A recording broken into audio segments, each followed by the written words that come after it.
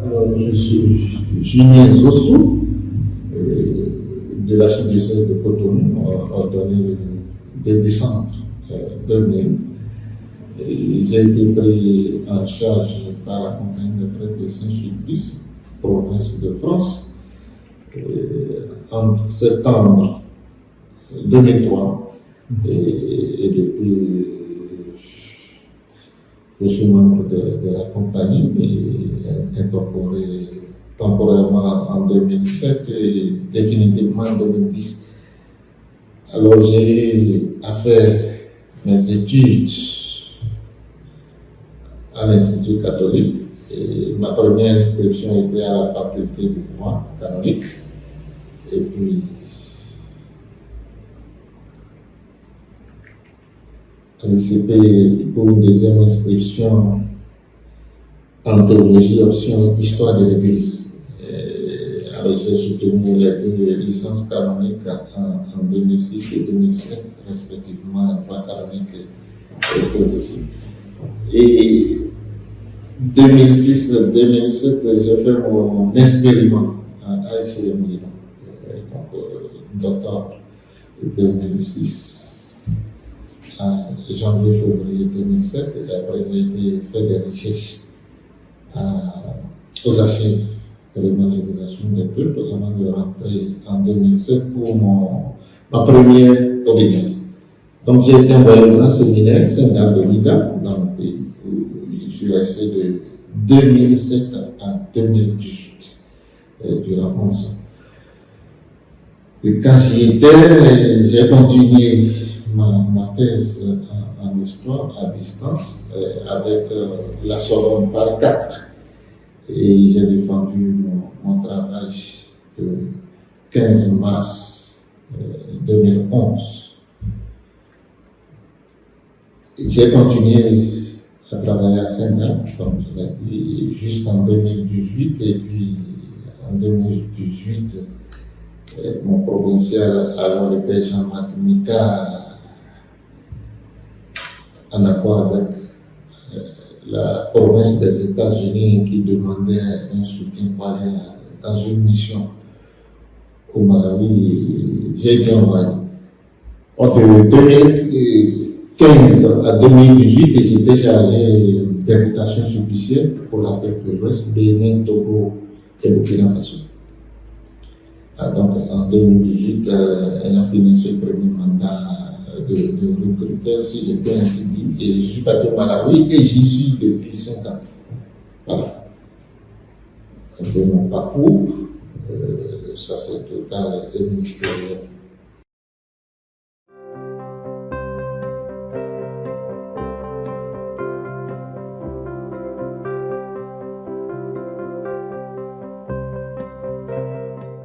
Alors, j'ai été envoyé au Malawi par mon provincial, le père Jean-Marc Mika.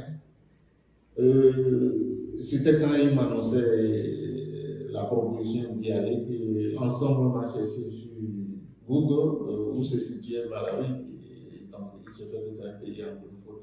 C'est vrai que du collège de la 6e jusqu'en terminale, au Bénin, l'anglais était la première langue étrangère.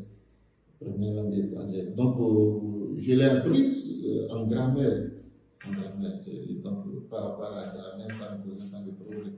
C'était la pratique, plus ou moins, qui n'était pas là. Il s'est fait aussi que, quand même, quand je suis venu ici en 2003 pour commencer les études, on nous avait demandé de faire l'anglais. Et puis, j'avais acheté du matériel, c'était avec le père Louis Quenon. On avait acheté du matériel pour pratiquer un peu. Parce qu'à l'époque,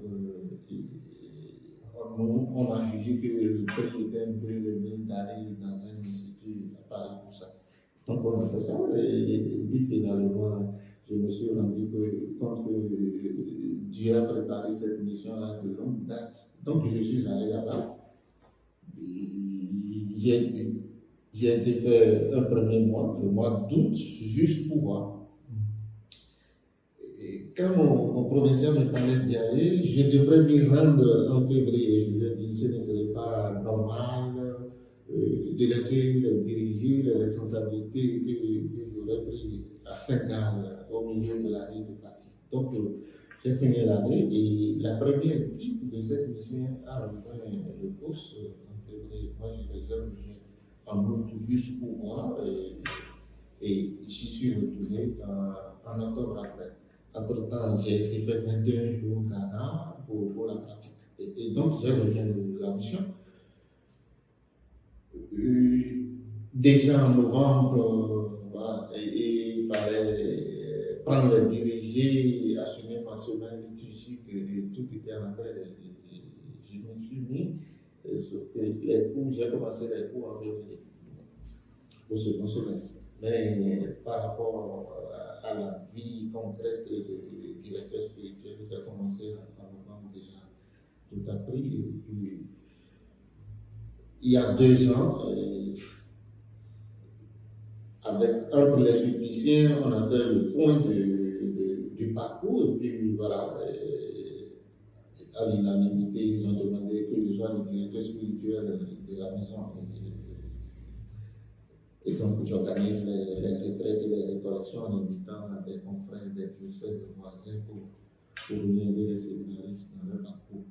Et puis, j'assure les lectures spirituelles 2 fois par semaine à raison le jeudi et le vendredi. Voilà un peu. Et puis, les cours, bien sûr, sont en anglais. Ce qui m'a paru bizarre, j'ai commencé par enseigner d'abord le français en anglais. À des sœurs, les sœurs de la charité d'Ottawa. Et voilà, leur fondatrice est canadienne, et puis les premiers missionnaires qui ont travaillé dans le séminaire étaient des Canadiens, donc francophones, et puis qui ont quand même enseigné les gens en anglais. Donc les sœurs sont dans le séminaire et assurent l'apostolat auprès des séminaristes. Et après, j'ai pris progressivement les cours, en commençant par éthique nicomate, après j'ai ajouté la catéchèse, la liturgie, et actuellement j'enseigne 2 classes, la première et la deuxième année de philosophie en latin, à raison de 2 semestres par an pour chaque classe. Voilà un peu ce que je fais, ajouter à la direction spirituelle et à la vie spirituelle générale de la nation. En ce qui concerne l'Église au Malawi, ils ont été évangélisés concomitamment par deux sociétés missionnaires. Les Pères Montfortin et les Pères Blancs. C'est les Pères Blancs qui ont eu l'initiative du séminaire et qui était à l'origine du séminaire régional. Qui a desservi le Malawi, la Zambie et puis le Zimbabwe, et même des séminaristes de la Tanzanie étaient passés jusqu'en 1964 où le pays a été divisé en 3 différents pays. Et le Nyasaland a été divisé en 3 pays en 1964. Et du coup, on s'est retrouvé avec le Malawi, la Zambie et le Zimbabwe. Il se fait que quand les missionnaires partaient, ils n'ont pas trop préparé la relève des prêtres diocésains avant le séminaire en charge. Mais voilà, les évêques autochtones y ont envoyé des prêtres diocésains pour prendre le séminaire. Mais il n'était pas adéquatement préparé correctement parce qu'au grand séminaire, on envoyait juste des diocésains ordonnés. Donc, du point de vue académique, le droit canonique n'était pas respecté que ça. Parce que c'est dit que les formateurs doivent avoir au moins la licence canonique. Même les recteurs n'en ont pas eu dans ce séminaire. Du coup, ils ont dû fermer suite à des scandales en 2017 et le NOS, par l'intermédiaire de l'évangélisation des peuples, a fait appel aux suppliciens qui étaient déjà en Zambie depuis 1989. Donc, il y a des sulpiciens zambiens à côté, mais de la province des États-Unis. Ils étaient formés par la province des États-Unis. Donc, le nord étant nord de la Zambie et du Malawi, il a voulu que ce soit les sulpiciens qui traversent la frontière pour aller aider. Donc, c'est comme ça que j'ai été associé à cette mission-là. En ce qui concerne l'église, elle est très vivante, les églises sont remplies. Et malheureusement, bon, voilà, la formation n'ayant pas été suffisamment ce qu'il fallait, les messes et la pastoral, tout est dans les langues locales. Tout est dans les langues locales, même au séminaire. C'était parce que j'arrivais que, voilà, et on leur a dit que moi je ne venais pas pour apprendre la langue locale, à cause de l'anglais que je venais. Et donc, du coup, on a commencé les messes en anglais parce que moi j'y arrivais. Sinon, les liturgies étaient pour la plupart du temps dans la langue locale, et le Chichewa. Et donc, du coup, les séminaristes, dans les petits séminaires, on les obligeait à parler anglais. Mais quand ils arrivent de la propédétique au grand séminaire, bon, ils relâchent quoi. Et puis, dans les récréations, les jeux, le travail manuel, ils parlent copieusement leur langue locale. Et du coup, l'anglais n'est pas très développé que ça. Bien que ce soit un pays anglophone, bon, bien sûr, j'ai eu comme ça des lettres pastorales de la conférence épiscopale qui reconnaissaient que l'éducation à double niveau, voilà. La classe moyenne qui envoie et les politiques qui envoient leurs enfants dans les écoles privées où l'enseignement en anglais, et puis le reste du peuple, c'est dans les langues nationales, quoi. Du coup, les enfants peuvent aller à l'école, ils sont pas l'anglais. Et les enseignants qui devraient leur enseigner l'anglais à partir du standard, ils disent l'équivalent de CM1, voilà. Ne sont pas bien formés, les enseignants eux-mêmes, pour pouvoir enseigner les élèves en anglais. Et du coup, on a même recruté, il y a eu des séminaristes qui ont été recrutés parmi les enseignants. Bon, ils vous suivent. Vous avez parté de 50 étudiants, vous leur parlez, vous sentez qu'ils suivent, ils sourient, mais ils n'ont pas suffisamment de vocabulaire en anglais pour poser des questions ou vous aider à développer ce que vous leur dites. Mais progressivement, l'équipe sulpicienne est arrivée, on a institué des cours de grammaire en anglais et tout ça pour renforcer le niveau. Et du coup, oui, sur les 5 ans, la conférence a reconnu quelque chose à bouger, et puis les séminaristes en témoignent. Et ça se passe très bien. Et comme dans tous les pays où la mission sulpicienne commence, les prêtres diocésains ont peur. Ils ont très peur, ils ne savent pas si nous sommes religieux, si nous ne sommes pas religieux, qui sont ceux-là. Bon, évidemment, c'est comme si on allait prendre leur place. Mais on n'est pas là pour prendre leur place. Et puis, on dit aux séminaristes que nous sommes des prêtres diocésains, mais voilà, préposés pour la formation initiale des prêtres diocésains et pour la formation permanente aussi. Et du coup, ça a commencé par prendre. On a déjà un premier sulpicien du Malawi qui a été intégré temporairement depuis 2021. Et aujourd'hui, il y a beaucoup de séminaristes parmi les meilleurs qui veulent bien rejoindre la compagnie pour prendre la relève au cas où l'équipe de missionnaires s'est retirée. Voilà un peu comment ça fonctionne l'église là-bas. Étant donné que nous, sulpiciens, c'est essentiellement pour la formation, je crois que oui, nous avons pris notre mission. Ça a été un peu, pas difficile pour nous, mais difficile pour les prêtres, ne sachant pas trop qui on était. Mais progressivement, ils ont commencé à comprendre la conférence épiscopale, par son président, a renouvelé le contrat de Saint-Sulpice pour 5 ans encore. Et le projet, c'est de confier à la compagnie toute la chaîne de la formation. Pour le moment, nous sommes au niveau du philosophat et puis c'était dit à leur conférence de janvier qu'on prendrait aussi la prophétique et plus tard le théologie. Voilà.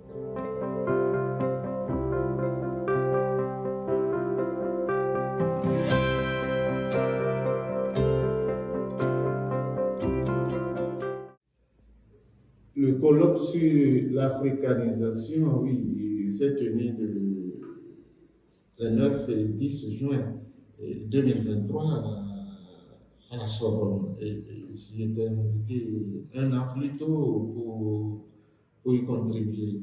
Et il y en avait eu 5 panels. Moi, j'étais dans le panel 3 qui parlait de l'africanisation au quotidien. Alors, on s'est rendu compte à travers les conférences que voilà, c'est plus ou moins les mêmes choses qui s'étaient passées. Les missionnaires, leurs sociétés ont été fondées pour aller en mission, on leur a confié des territoires particuliers à évangéliser et il s'est agi pour eux de préparer la relève et de passer la main. On s'est rendu compte que presque dans tous les territoires, ça a été un peu difficile. Et moi, j'ai présenté le cas du Dahomey où on avait reçu la Société des missions africaines de Monseigneur de Marion brésilien. Et j'ai montré à travers les archives, bien sûr, que voilà, ils ont été fondés pour le Dahomey. Et parce que quand il demandait à aller au Dahomey, l'évangélisation des peuples lui a demandé d'aller constituer un groupe avant qu'on l'envoie. Et puis, quand il a fondé le groupe, finalement, on l'a envoyé d'abord en Sierra Leone où il est mort. Bon. Mais son premier associé, le père Plante, qui était resté le supérieur du séminaire des missions, est retourné à Rome pour réclamer que c'était pour aller au Dahomey, on les a fondés et qu'ils y tiennent en mémoire de leur fondateur. Donc, finalement, on les a envoyés et ils y sont arrivés le 18 avril 1861. Sur les 3, un était mort au cours du parcours en Sierra Leone et donc enterré aux côtés du fondateur et des premiers missionnaires qui y sont morts. Donc, ils ont été fondés pour le Dahomey, ils arrivent. Bien sûr que l'idéal spirituel de leur fondateur était de préparer un clergé local à qui il faut transmettre le relais. C'est ce qu'il voulait et c'est ce pourquoi il avait milité en Inde quand il était envoyé comme missionnaire des MEP. Et après, il a été nommé vicaire apostolique. Mais voilà, il voulait faire ça et il y a eu des résistances. C'était pour ça qu'il a démissionné et il a demandé à aller au Dahomey. Alors, donc, ces missionnaires, quand ils sont arrivés, ils ont commencé d'abord par acheter des esclaves pour les envoyer au Portugal et en Espagne pour les former en vue d'en faire des prêtres. Et puis, ce projet n'a pas marché, heureusement.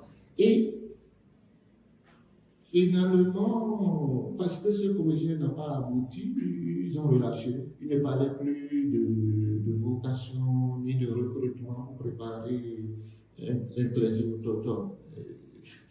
Et ils se sont regroupés, tous les supérieurs des missions de la SMA qui étaient en Afrique de l'Ouest et autres, ils se sont retournés à Lyon pour en débattre. Ils se sont rendus compte que les spiritaires, eux, ils avaient déjà des prêtres africains, du Sénégal par exemple. Mais ils ont avoué qu'ils n'ont pas fait de campagne pour les vocations. Bon. Et puis finalement, ils se sont dit, au cas où on recruterait des gens, quels seraient les critères? Et les critères qu'ils ont envisagés, bon, ils ont douté par rapport aux capacités des Africains à respecter le célibat sacerdotal. Et puis ils se sont dit par rapport à la formation, bon, quelques notions de morale pour pouvoir confesser, dire les messes, accueillir les fidèles. Mais le gros nœud, c'était par rapport à la capacité des lois à vivre le célibat sacerdotal. Déjà, le premier vicaire apostolique du Dahomey, Monseigneur Datois, qui a été nommé et consacré en 1901, lui, dans son premier rapport à Rome, disait que bon, il va falloir beaucoup de générations de chrétiens pour purifier le sang des morts avant d'en trouver des gens capables de devenir prêtres. Et que pour le moment, il n'y a pas lieu de parler de vocation. Et donc, la tendance a été générale dans les missions de la SMA. On n'en parle pas parce que, bon, il y a la polygamie sur place. Mais moi, je me suis rendu compte qu'au fait, ce n'était qu'un alibi. Ce n'était qu'un alibi parce que la société étant créée pour aller au Dahomey préparer la prière, c'est se suicider. Et donc, il prenait cette incapacité des mois ou la polygamie à vivre le célibat comme prétexte pour ne pas. Le vrai nœud, c'était que, voilà, s'il préparait la relève, il devenait quoi. Et donc, du coup, ils ont résisté. Mais il s'est fait que le deuxième vicaire apostolique, François Termes, lui, tout en ayant participé à cette assemblée de Lyon, il n'a pas trop contribué en termes de prise de parole, parce que j'ai cherché, je n'ai pas vu de cette intervention dans les archives. Mais quand il est revenu sur place, il s'est bien à faire la table. Il a écrit une lettre apostolique et une lettre pastorale aux missionnaires sur le territoire et il a dit de préparer les jeunes et que lui désire vraiment ordonner des prêtres d'armée avant de mourir. Et qu'après tout, il y a eu des Dahoméens qui font de grandes études, pourquoi pas les chrétiens ne peuvent pas s'engager sur cette voie. Donc il s'est bien fait la campagne et en 1912, il a rencontré Pinel qui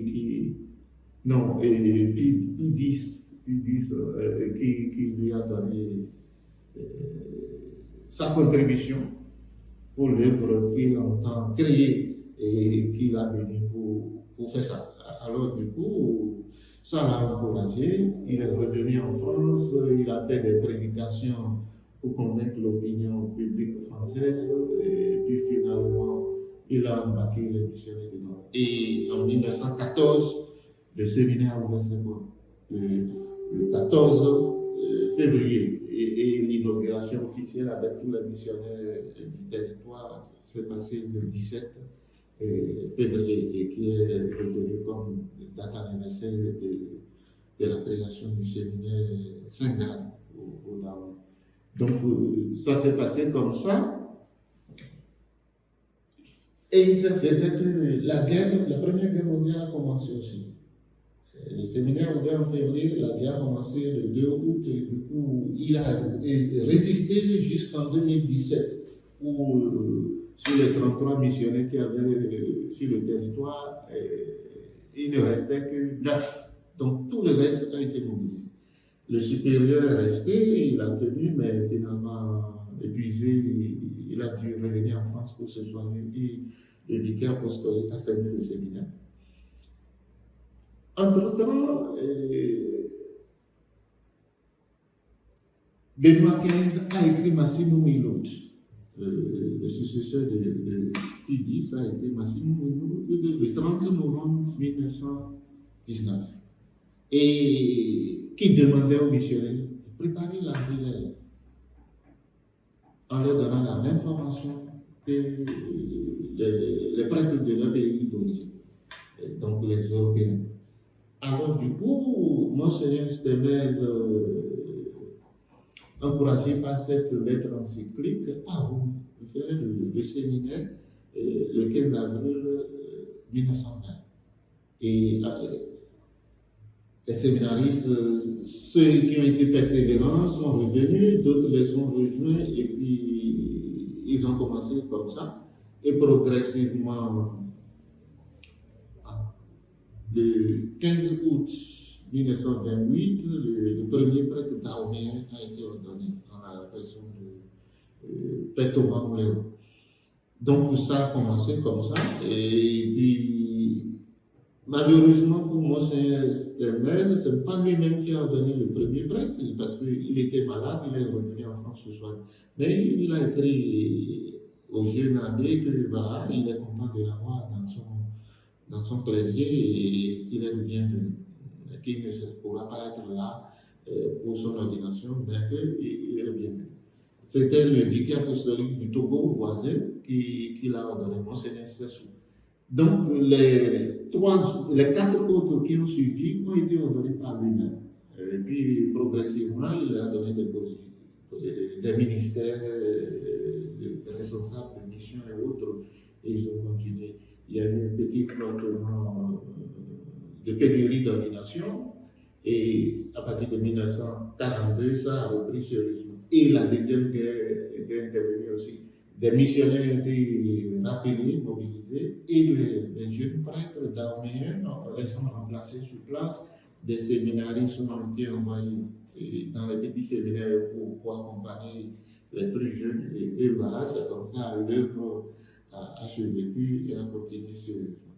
Et à l'approche des indépendances, donc les nationalistes ont commencé des mouvements, et les séminaristes, et la plupart de ces nationalistes-là étaient des anciens séminaristes. Et donc, ceux qui sont au séminaire les connaissaient, les jeunes prêtres les connaissaient. Alors, au séminaire, ils ont demandé aux missionnaires, préparez-nous adéquatement pour faire face à ce mouvement qui vient et qu'on soit à même de discuter avec eux. Et du coup, les missionnaires résistaient jusqu'au moment où le président de l'œuvre de la propagation de la foi, Monseigneur Mori, qui résidait à Paris, était passé à son retour du Cameroun. Et le supérieur du séminaire l'a accueilli et a improvisé une rencontre avec les séminaristes. Et c'est là, c'était le 12 février 1954, les séminaristes, voilà, sans hésiter, ont dénoncé ce qu'ils ont trouvé de maltraitance. On les empêchait de porter la chaussure parce qu'on prétendait que voilà, ils ne devraient pas être au-dessus du niveau de vie de leur population. Donc des choses comme ça. Et du coup, les séminaristes ont tout dénoncé. Et ils ont dénoncé que la bibliothèque n'était pas très achalandée et qu'ils voulaient vraiment quand même être prêts au cas où les indépendances viendraient. Et du coup, le visiteur leur a dit, bon, de prendre garde que les futures générations ne leur reprochent les mêmes choses. Mais toujours est-il qu'arrivé à Paris, il a été rendu compte à Rome. Et du coup, Rome en a tenu compte. Et c'est là qu'on a sollicité Saint-Sulpice pour venir à la rescousse pour vraiment prendre en charge la formation. Et le premier sulpicien est passé en 1954, en novembre, pour voir le père Carré. Et à la rentrée d'octobre 1955, il a pris la direction du séminaire et d'autres sulpiciens lui sont venus en renfort. Et c'est comme ça Saint-Sulpice a pris la relève de la formation. C'est ce que moi j'ai appelé professionnalisation de la formation. Et Saint-Sulpice y est resté pour 16 ans. Le dernier recteur était le père Paul Romanet, qui devrait faire un mandat de 5 ans, mais voilà, après les 5 ans, on lui a demandé de prolonger d'une année le temps de préparer un daoméen pour prendre sa suite, et c'est ainsi que le père Moïse Akabo a succédé au père Romanet. Mais les sulpiciens sont restés dans l'équipe. Et dans les accords signés, c'était dit que les évêques qui avaient les séminaristes à Saint-Gall devraient accepter que des prêtres de leur diocèse deviennent membres de la compagnie pour prendre la relève. Et voilà, c'est comme ça, nous aussi, nous sommes arrivés. Et le premier daoméen qui est devenu sulpicien, c'était le père Gaspard Dano, qui a été incorporé et qui a fait ici les 10 ans avant d'être envoyé à Komi au Burkina Faso. Puis le père Jean Benoît a suivi. Il y a eu un temps de non-recrutement. Le père Justin Abassou Perdi, Bojan Guy, nous autres, nous sommes venus après. Et depuis lors, voilà, on a des candidats suffisants du Bénin, du Togo, du Burkina Faso aussi. Au niveau du Burkina Faso, ça ne marche pas trop bien. Le premier qui est resté, le père Nicolas Badou, est mort il y a 2-3 ans. Et c'est maintenant, c'est dans les années 70 qu'il a été recruté. Sinon, il était le deuxième africain. Après le père Gaspard Danon. Et Danon, je crois que c'est 64, par là qu'il a été recruté. Badou est mort et c'est maintenant le deuxième Burkinabé comme candidat. Mais au niveau du Bénin, oui, entre-temps, le conseil provincial nous a permis de nous occuper nous-mêmes du recrutement des candidats suffisants. Et c'est à ce poste que j'étais en 2015-2018 quand on m'a demandé de partir au Malawi. Donc voilà un peu comment ça a fonctionné. Donc au niveau du colloque, c'est ce que j'ai démontré, que voilà, les missionnaires ont eu de la peine à former un clergé. Et quand finalement ils l'ont formé, c'est une société de première mission. Leur vocation n'est pas de s'occuper de la formation du clergé, même si leur fondateur leur a recommandé de préparer la relève et de passer la main. Donc ce service est rentré dedans pour conforter ce qui a été initié par la Société des missions africaines. Donc Saint-Sulpice s'est retrouvé dans l'africanisation, mais à un deuxième niveau de confortation des prêtres qui ont été formés, procurant la formation adéquate. Voilà un peu ce qui s'est passé. Donc moi j'ai présenté le cas du Bénin, de l'armée Bénin. D'autres confrères ont parlé d'autres pays, et puis on s'est rendu compte que ça a été presque la même chose. La résistance des missionnaires à passer la relève, former d'abord et passer la relève. Bon, c'était normal, surtout pour la SMA, formée pour le Dahomey, on lui demande de préparer la relève de partie où la question s'était posée pour eux. Donc voilà pourquoi ils ont résisté un peu. Mais Rome étant aux aguets, finalement a eu raison, puisque les indépendances sont arrivées. Et puis, il y a eu les premiers présidents, beaucoup étaient nationalistes. Au Sénégal, en Guinée, par exemple, Sékou Touré a demandé à Rome de ne plus lui donner des vicaires apostoliques européens. Qu'il voudrait, dans ce qui concerne l'Église catholique en Guinée, il voudrait avoir affaire avec des nations. Et c'est comme ça, le vicaire apostolique a été obligé de s'expatrier et de quitter le vicariat. Et Rome a attendu 2 ans, et puis finalement, l'évangélisation des peuples a nommé les premiers Africains comme évêques, archevêques de leur pays. Et du coup, sans donner raison à Sékou Touré, Rome a tenu compte de sa demande et a nommé les premiers archevêques noirs. Et c'est comme ça notre Monseigneur Dantin a été nommé archevêque de Cotonou en remplacement du père de Monseigneur Louis Parisot. Donc voilà un peu ce que moi j'ai démontré comme conférence pour contribuer à ce que les autres ont dit.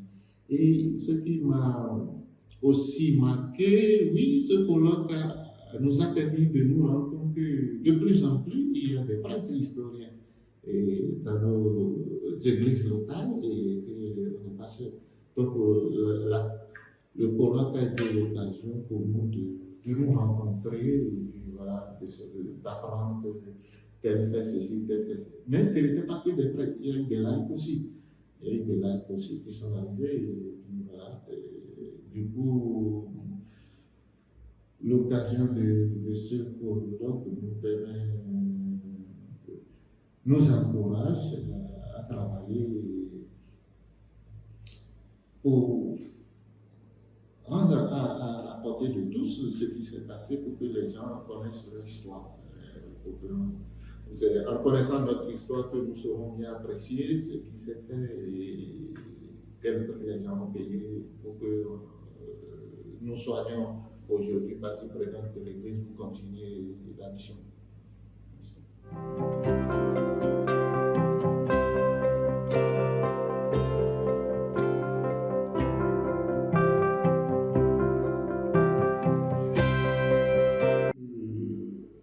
Le colloque nous a permis aussi de savoir que voilà, il y a beaucoup de prêtres venant du continent africain qui sont missionnaires aujourd'hui en Europe. Et puis voilà, c'est grâce à leur soutien, j'allais dire, que beaucoup de diocèses tiennent encore aujourd'hui.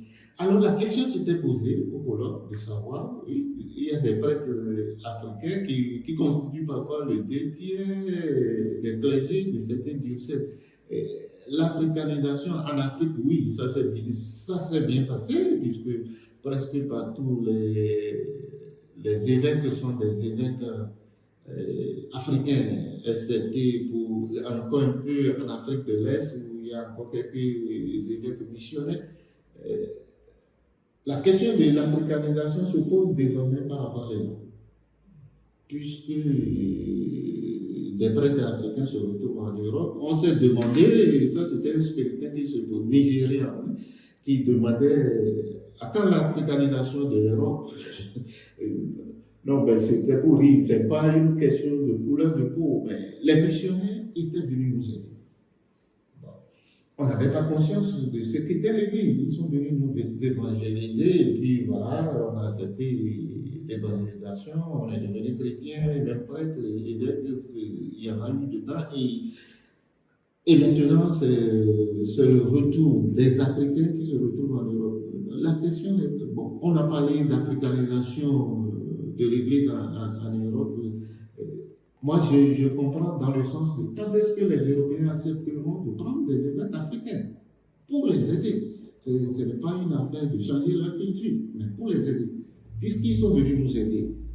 Et l'Église étant une, quand est-ce que les églises en Europe deviendraient prêtes pour prendre même des évêques africains? Puisque nous, on a accepté des évêques européens. Sans nous poser la question de couleur de peau et autres, l'Église étant une, pourquoi l'Europe résiste aujourd'hui à faire appel et on s'est rendu compte qu'au fait, ce n'est pas le peuple de Dieu qui pose problème. C'est le clergé européen dans la plupart des diocèses qui ne se voient pas encore être dirigés par des évêques africains noirs. Est-ce qu'on devrait en être là encore? Et du coup, plus ou moins, la question du racisme a été soulevée. Durant le colloque, la question du racisme a été soulevée. Parce que déjà, on s'était rendu compte. Et quand les vicaires apostoliques européens étaient forcés de partir à cause des mouvements nationalistes et Rome qui leur a demandé de les appréciations qu'ils ont eu à faire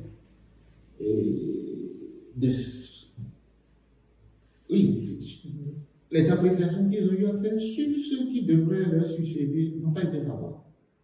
Ils ont beau avoir été leurs vicaires généraux et tout ça, mais quand il s'est agi, est-ce qu'on peut les faire évêques? Alors, ils ont déclaré leur âme, non, ils ne sont pas capables, et donc pourquoi eux ils ont été capables et nous on ne pouvait pas être capables? Ils ont été leurs vicaires généraux, mais quand il s'est agi qu'ils deviennent évêques pour les remplacer, ils ont dit tout le mal qu'ils pensaient d'eux, voilà. Il a fallu que Rome tienne bon, et finalement c'est Rome qui a réduit les gens. Alors, cette tendance continue aujourd'hui. On préfère que l'Africain soit collaborateur et non pas commandant. et que l'Africain ne soit pas à la tête. Non, je crois que c'est une conception de l'Église qui n'est pas juste. Saint Paul a dit dans l'Église, il n'y a plus ni grec, ni juif, ni païen. Mais honnêtement, humainement parlant, ce racisme a continué et il y a une résistance. Et le peuple de Dieu est bien content d'avoir des prêtres africains qui laissent les autres, mais au niveau de la hiérarchie, c'est plutôt le clergé occidental qui résiste, qui n'entend pas que. Voilà. Et quand déjà dans certains séminaires, on trouve que c'est les étrangers qui les envahissent en tant que formateurs, et de la part du séminaristes, on imagine quel genre de prêtres ils vont devenir et s'ils accepteront que cette africanisation de l'Église en Europe est lieu. Bon, l'Esprit Saint à l'œuvre, Dieu travaillera le cœur et en son temps, ce qui doit se passer se passera. De plus en plus, les congrégations internationales finissent par admettre des supérieurs généraux africains. Ce n'est pas une affaire de vengeance ni de couleur de peau, mais c'est la réalité. Si nous avons reçu la même formation, nous sommes passés par les mêmes écoles, pourquoi nous ne pouvons pas rendre les mêmes services et assumer les mêmes fonctions? C'est la question que se pose l'africanisation aujourd'hui. Doute-t-il de notre capacité est-ce qu'ils sont conscients que nous avons reçu la même formation? Ou pensent-ils que notre formation est différente? Pourquoi cette résistance à l'africanisation? Surtout que l'Église étant c'est question d'équilibrer les vocations. Sinon, historiquement, il y a plus de prêtres aujourd'hui, au XXIe siècle, que par le passé. Sauf que c'est inégalement réparti. Il se fait que la majorité ou le plus grand nombre des prêtres sont dans les pays du Sud. Et les pays du Nord peinent à accepter qu'on leur vienne en aide pour que le temps que les vocations renaissent, voilà, on ne viendra pas comme par exemple l'évêque de Paris, on viendra comme missionnaire, même si c'est à la tête d'un diocèse. Bon, c'est une façon de parler. Mais donc, si nous on a accepté les missionnaires comme évêques, pourquoi on n'accepte pas aujourd'hui les Africains comme missionnaires et évêques aussi? Donc, c'est de cette façon que l'africanisation se pose comme question aujourd'hui dans l'Église. L'Église universelle est-elle prête à accepter des Africains à tous les niveaux de responsabilité, comme les missionnaires ont eu à le faire, et même en Afrique par le passé?